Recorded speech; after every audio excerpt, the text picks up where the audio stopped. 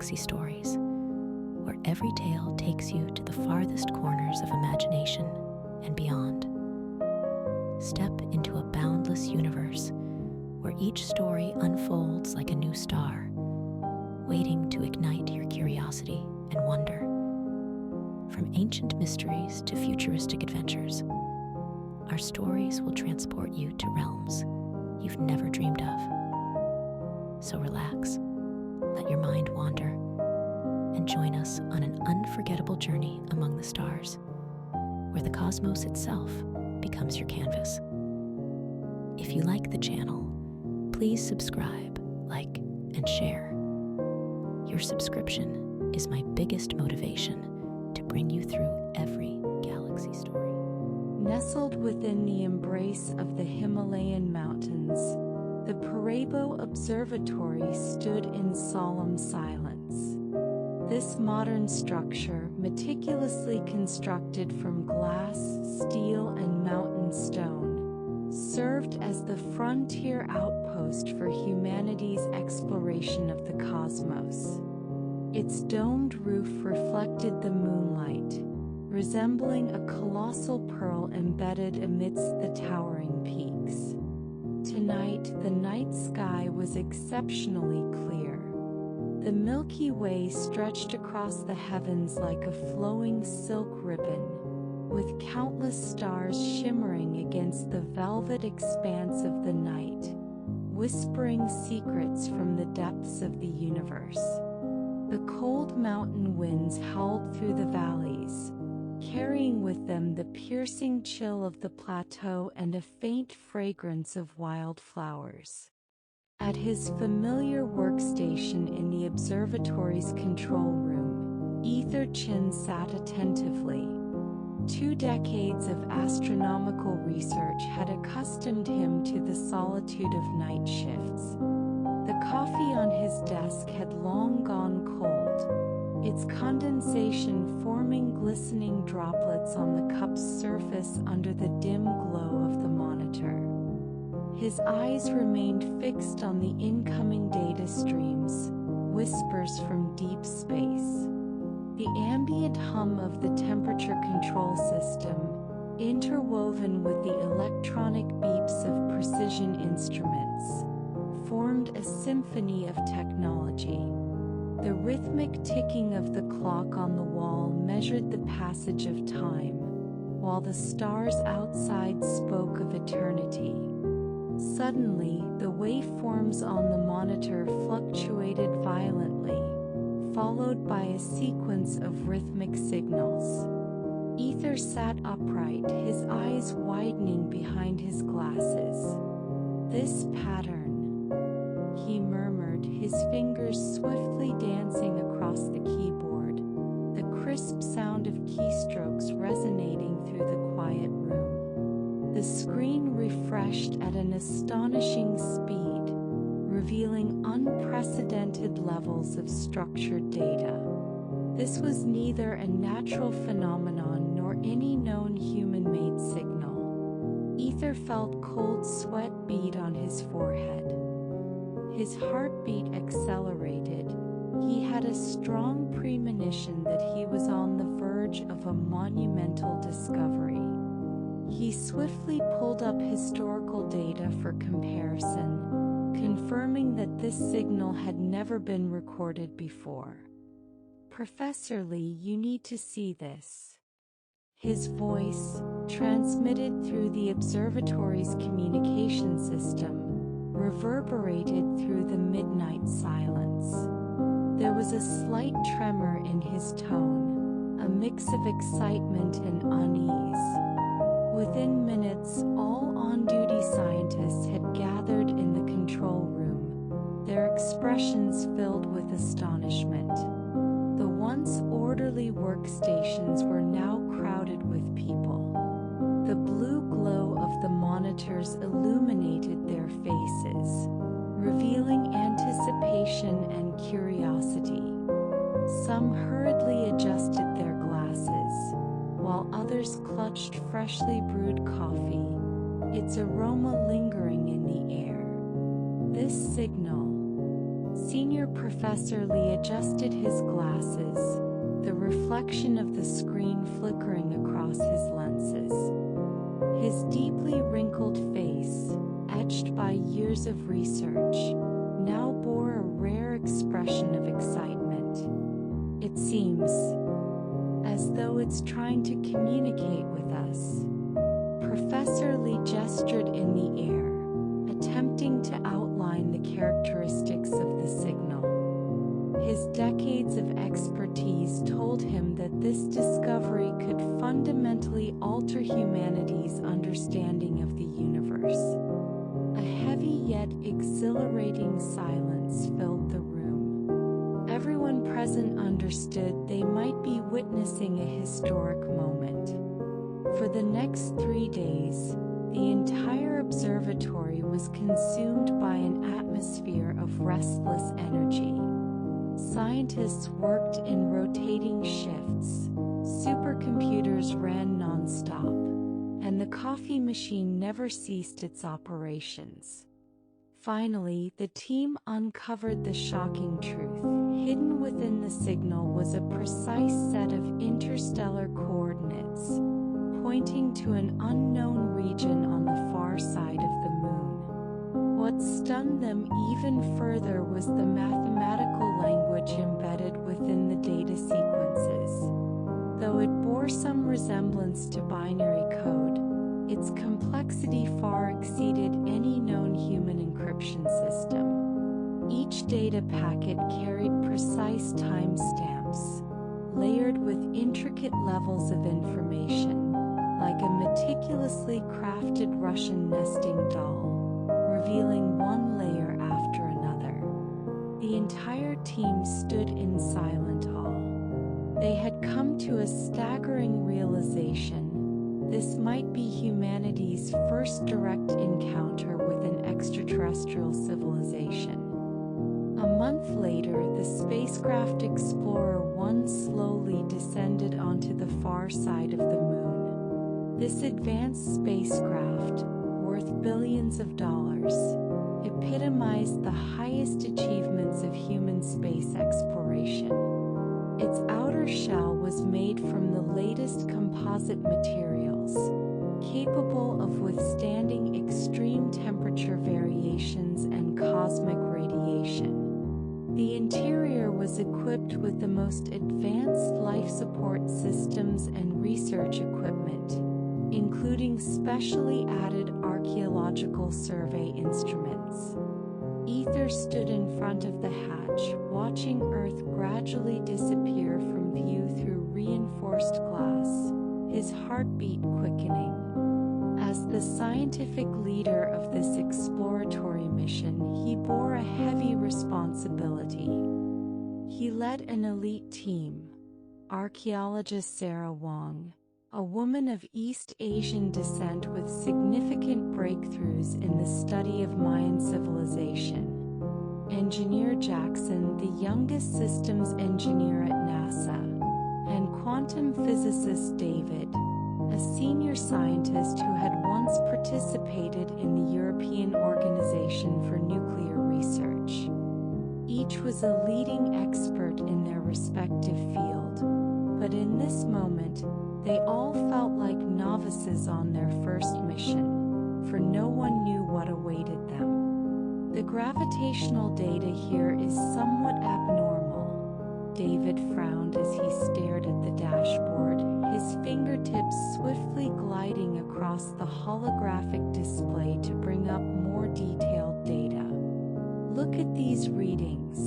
He pointed to a string of fluctuating numbers.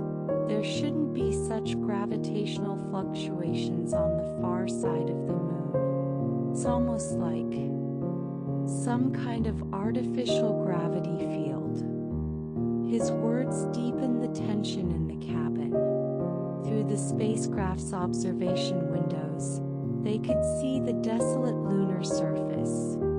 Countless impact craters intertwined, the gray-white lunar soil glistening with a cold sheen under the starlight, the distant mountain ranges clearly visible, and the black sky dotted with bright stars.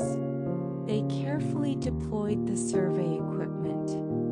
The latest quantum detectors spread out like a giant spider's web, covering an area of several kilometers. The energy waves emitted by the detectors penetrated the lunar soil, revealing underground structures in a three-dimensional holographic projection. As the scanning range expanded, the massive complex of buildings deep below began to take shape.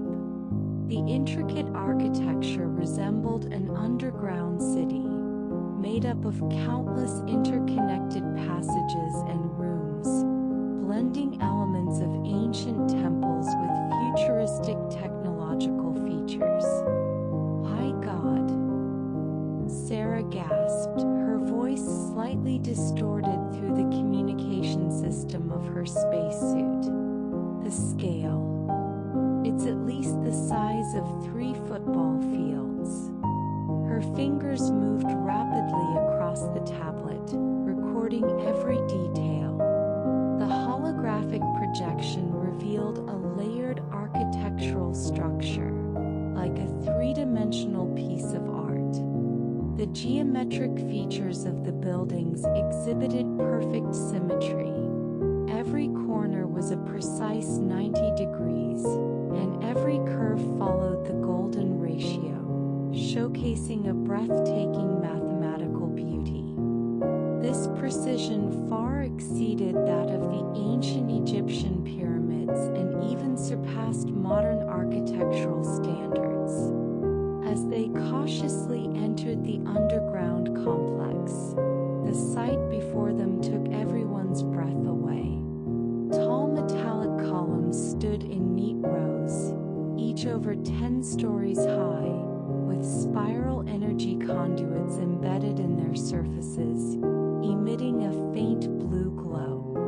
The light seemed to emanate from within the columns, pulsing in rhythm with some unknown energy, creating a dreamlike atmosphere in the silent underground space. The walls were covered in intricate bas-reliefs, each one vivid and lifelike, depicting an interstellar civilization's epic history. The scenes in the bas-reliefs included interstellar travel, planetary terraforming, and the construction of massive space stations. These images were not only works of art but also seemed to serve as an encyclopedia of cosmic civilization. These symbols. Sarah gently traced the wall, her fingers trembling beneath the heavy gloves of her spacesuit. They don't belong to any known civilization. The writing system on the wall was highly complex, seemingly containing features of both ideographic and phonetic scripts. Some of the symbols glowed when touched, as if the entire wall were a giant interactive interface. The air carried a distinct metallic scent, mixed with an unidentifiable ancient aroma. Their footsteps echoed in the vast corridors, each sound seeming to disturb a place that had been asleep for millions of years. The central hall was undoubtedly the core of the entire complex. It was a massive circular space with a ceiling 50 meters high, resembling a miniature galaxy model. The most striking feature was the control console in the center of the hall, glowing faintly and floating in midair, unsupported by any structure. The surface of the console was made of a crystal-like material, etched with intricate geometric patterns, with every line incredibly precise. Above the console floated a translucent crystal sphere, roughly the size of a basketball. Within the sphere, a substance seemed to flow, producing unpredictable bursts of light, like a miniature galaxy.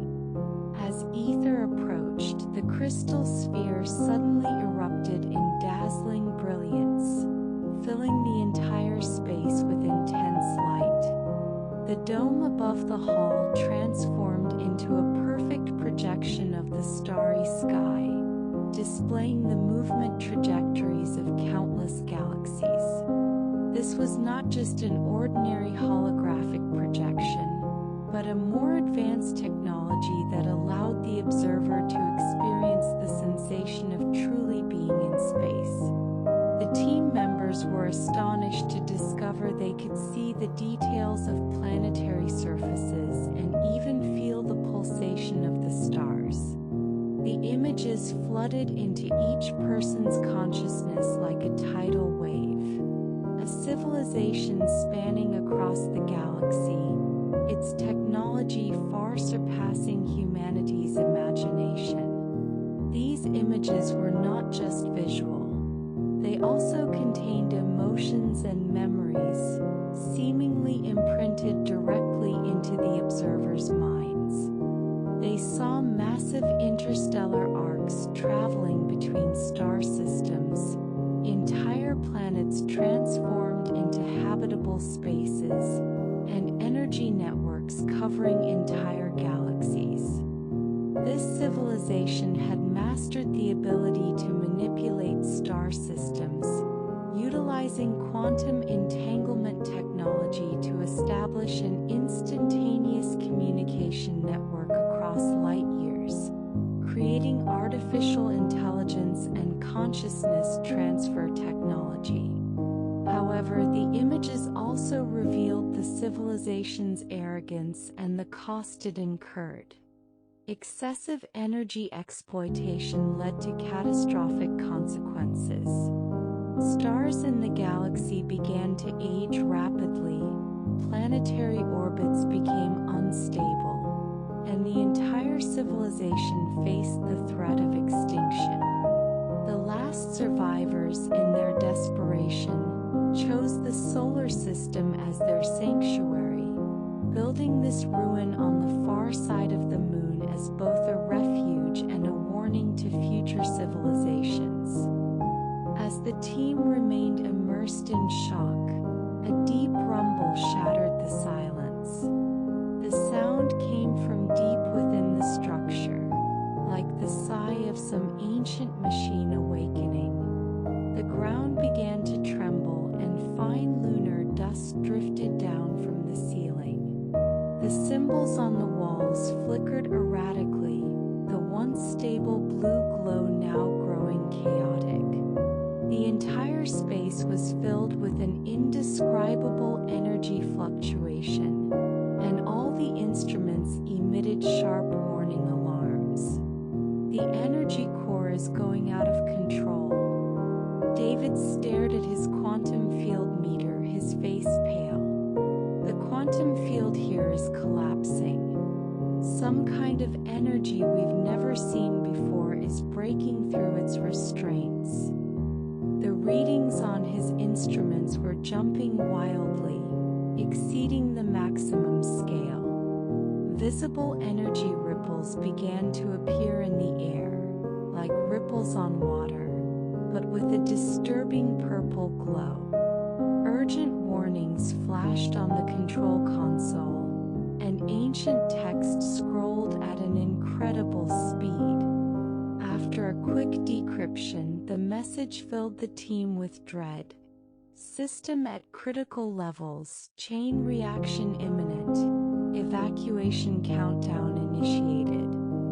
Energy core stability continues to decline. Expected to reach critical point in 10 minutes. Once breached, the released energy will be enough to destroy an area with a radius of thousands of miles. The team members exchanged glances, their heartbeats accelerating, as each person felt the oppressive energy pulsating through the space. We need to evacuate immediately. Allison's voice trembled, yet remained firm.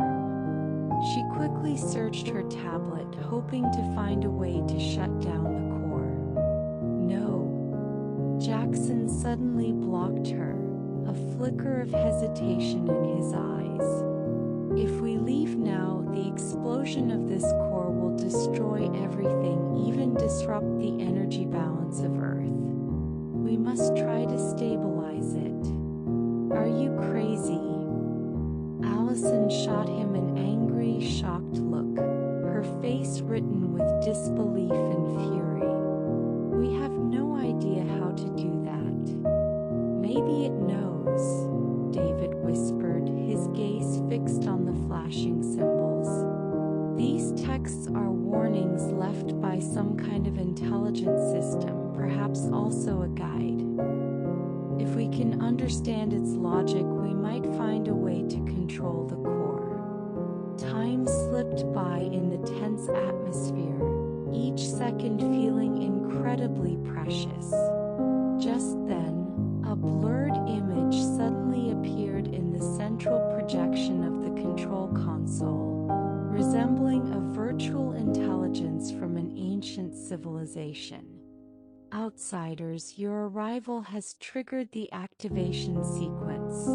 The voice echoed deeply, carrying a tone foreign to Earth. Choose your fate, abandon, or change the future. The team members held their breath, realizing that this was not just a matter of life or death, but a decision that could affect the entire interstellar order. What should we do? Allison whispered. We must make a decision. David inhaled deeply, pointing to two options on the console. One was a red button, immediate evacuation, allowing the core to self-destruct to ensure their safety, but bringing an unpredictable disaster. The other was a blue button, manual intervention, attempting to stabilize the core, taking on the unknown risks. The only sound in the space was the hum of the instruments, and time seemed to stand still as the scales of fate swayed before them. What will they choose? Aether stared at the star map on the screen, his heart involuntarily quickening. He meticulously compared the data, confirming that this star system had indeed collapsed in the past, but now it was reorganizing in a way that defied the laws of nature. This could not be a coincidence. This star system, it's rebirthing, Aether whispered to himself, his fingers sliding across the display as he analyzed the energy patterns recorded by the crystal ball. The data indicated that the crystal ball was not an ordinary ancient artifact, but some form of advanced intelligent device, perhaps a messenger. As he pondered, the screen suddenly flickered and a new line of text appeared. We once made a mistake, but time has given us a second chance. Aether's spine tingled with unease. He quickly contacted the team, only to find that the control panel had begun to operate automatically, as though controlled by some external force. The crystal ball emitted a faint glow as if responding to an invisible call, and then a series of light points emerged from within the sphere, forming a simple yet breathtaking image in the air, a structure identical to the one they had just fled, standing silently on another planet. This can't be, Aether gasped. He pulled up the star map for comparison, stunned to discover that this planet was the same one they had marked as lifeless and desolate months ago, with no atmosphere. But now the sensors showed it had a complete ecosystem and even signs of energy activity. This meant that the disaster they had encountered was not the first of its kind. Something, perhaps, that ancient civilization was attempting to fix their mistakes. But who were they and why had they left these ruins? A voice crackled through the communication channel, filled with astonishment. Aether, you need to see this. The screen shifted to a real-time image from deep space. A faint but steady beam of light was emanating from that mysterious planet, extending into the vastness of the universe as if sending a signal to some unknown presence. Within the beam, a vague outline flickered, resembling a massive structure that was gradually becoming more visible. Aether clenched his fists, an inexplicable rush of emotion swelling in his chest. He knew this was no